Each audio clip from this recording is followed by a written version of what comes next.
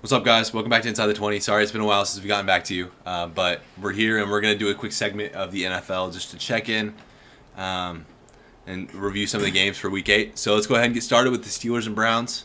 Ryan, you picked the Browns. You want to go ahead and tell me why you picked the Browns? Because I don't know why in the world you would. If they win, I'm gonna get flamed for saying this, but I don't think.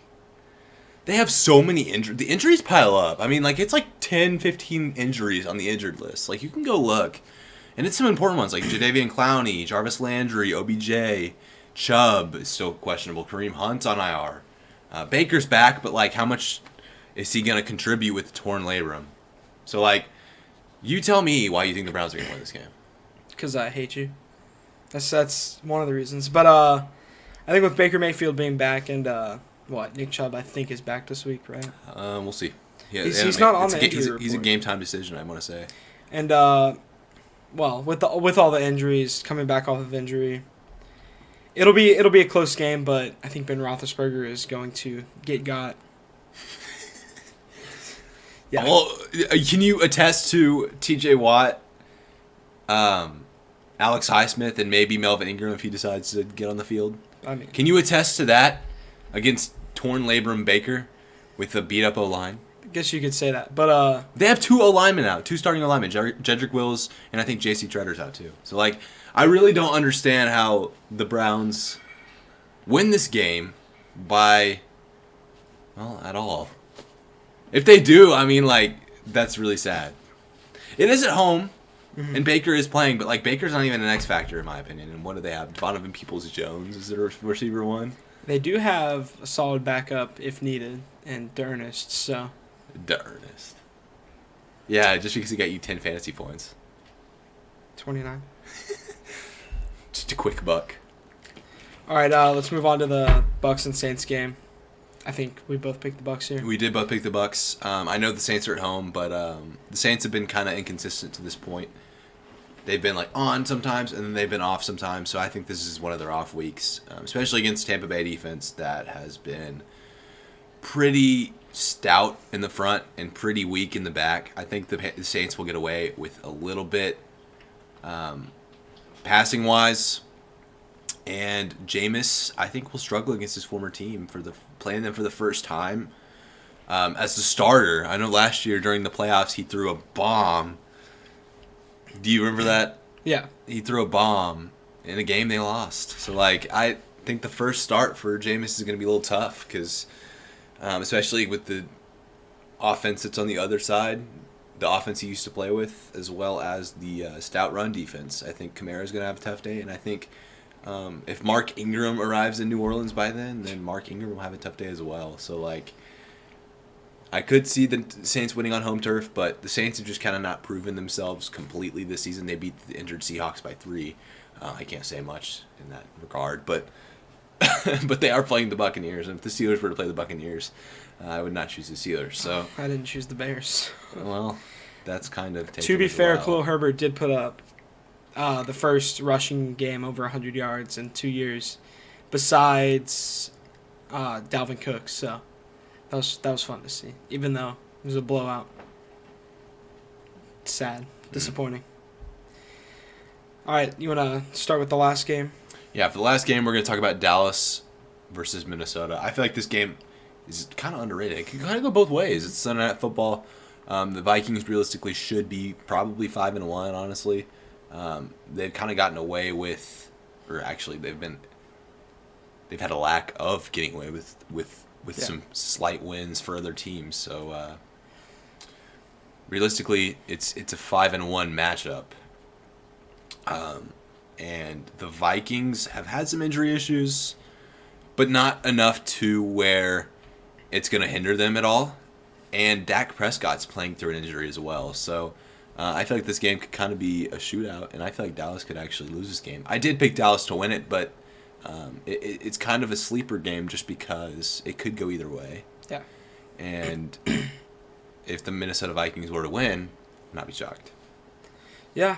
I picked the Cowboys too, but surprisingly, the Vikings are favored to win this game. It's their home. I guess, yeah, since they're at home. They're home. Which is fair.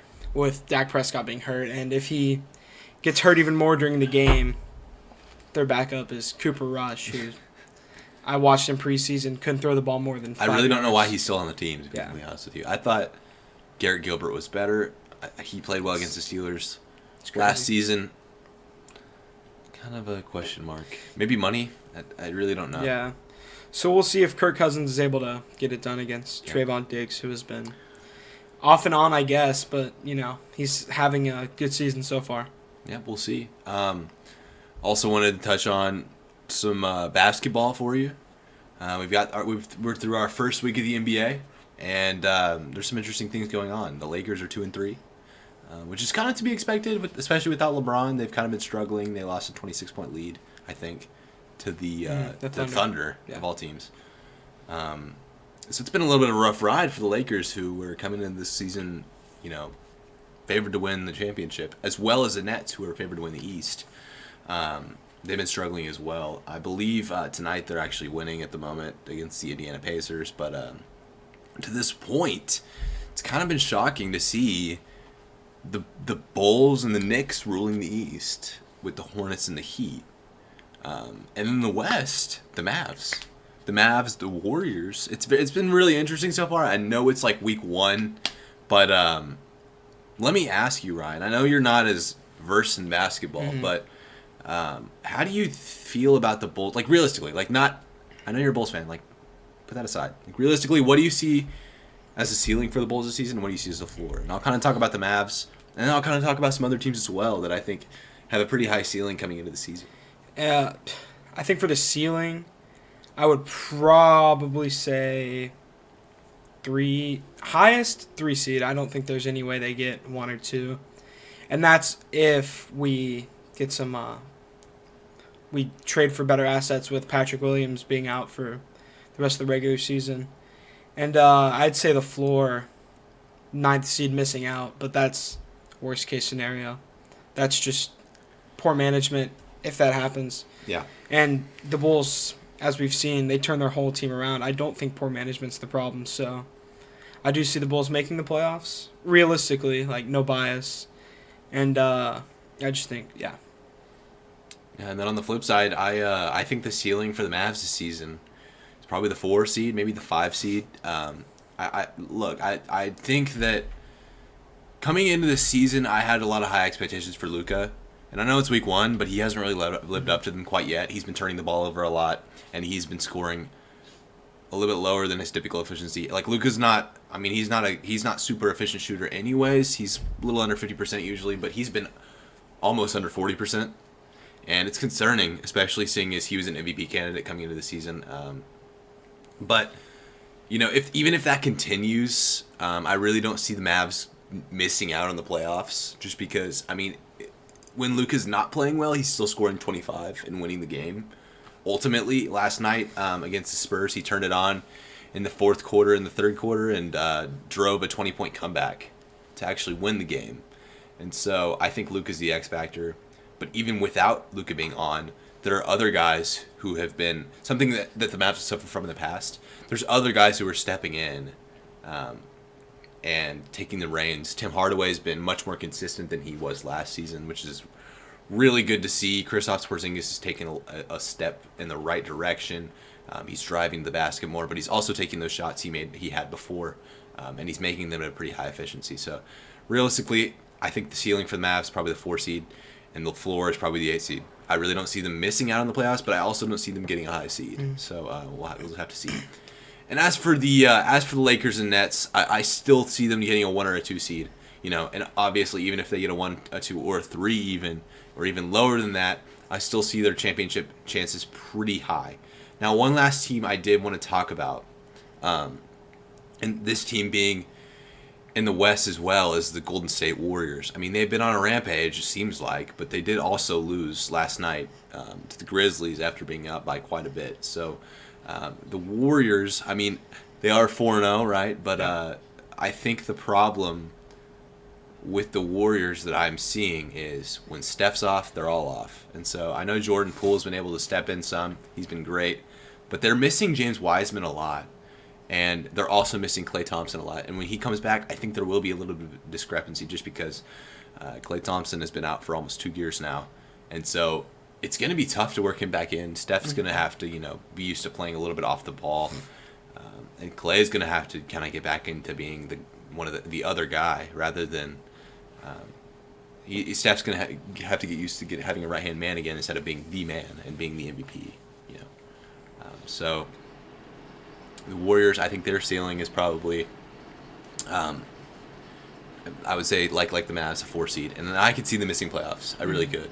I could see them missing playoffs like last season. So it'll just be interesting to see. There's a lot of teams that can sprinkle into the West and East that I don't really think will contend. Kind of like the Grizzlies, teams I can think of off the top of my head. Grizzlies, and in the East, the Hawks and Hornets. I could see those guys sneaking in, but not really making an impact. The Sixers, I could see being a team that gets left out surprisingly of the playoffs.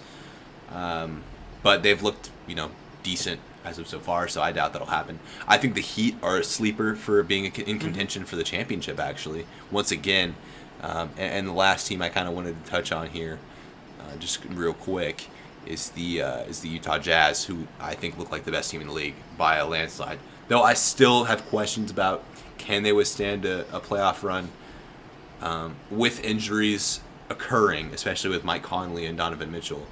Like last season, we saw them kind of crumble and tumble after having injuries. So can they withstand injuries, and can they get to that next level with those injuries, even bearing them down? So that'll be a question I'll have to answer, and I think if they do, they have a shot in the championship. So I think that's all for this week. We had a pretty short episode, a little bit of blend of football and basketball, but we'll see you guys next week.